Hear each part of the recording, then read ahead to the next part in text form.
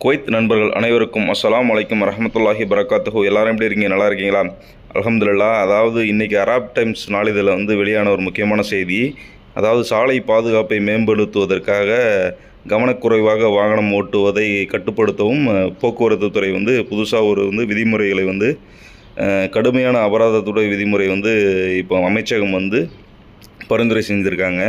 அதாவது பார்த்திங்கன்னா, போதைப்பொருள் பயன்படுத்துகிறாங்கள்ல, குவைத்தில் போதைப்பொருள் தடை செய்யப்பட்ட ஒன்று. அந்த போதைப்பொருள் பயன்படுத்தி கொண்டு வாகனம் ஓட்டுபவர்களுக்கு அதாவது 1 முதல் 3 ஆண்டு சிறை தண்டனை. அதாவது நீங்கள் போதைப்பொருள் பயன்படுத்திட்டு நீங்கள் வாகனம் ஓட்டி மாட்டிக்கிட்டீங்க அப்படின்னா 1 முதல் 3 ஆண்டுகள் சிறை தண்டனை. அப்படி இல்லை அப்படின்னா 1000 கேடி முதல் 3000 கேடி வரை அபராதம் கட்டுற மாதிரி வந்துடும். அதாவது நம்ம போதை குடும்பத்தை விட்டு இவ்வளோ தூரம் வந்திருக்கோம், வெளிநாட்டுக்கு வந்திருக்கோம். அதாவது இந்த மாதிரி விஷயத்தெல்லாம் தவிர்த்துக்கிட்டு நம்ம சம்பாதிக்கிறதுக்காக வந்திருக்கோம். அந்த நோக்கத்தை நோக்கி ஓட்டுற வேலையை மட்டும் பார்க்கணும். அடுத்ததாக பார்த்திங்கன்னா, வாகனம் ஓட்டும்போது மொபைல் ஃபோன் பயன்படுத்தி நீங்கள் வாகனம் ஓட்டினீங்கன்னா 300 கேடி அபராதம். 300 கேடினா நம்ம ஊர் காசு கிட்டத்தட்ட 90,000 ரூபா, 1,00,000 கிட்ட வந்துடும்.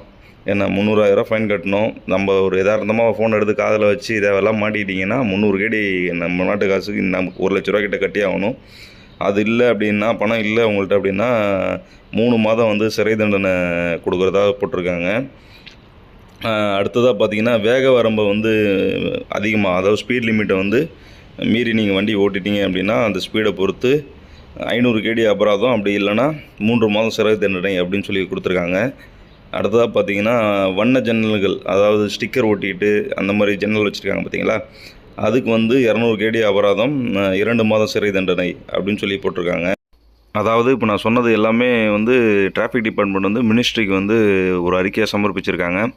எப்போ அப்ரூவ் வரும் என்னன்றது தெரியல. அதாவது இன்றைக்கி அரப் டைம்ஸ் நாளிதழில் வந்த நியூஸ் பார்த்திங்கன்னா, இந்த மாதிரி இவ்வளோ ஃபைன் போட்டிருக்காங்க அப்படின்னு சொல்லி போட்டிருக்காங்க.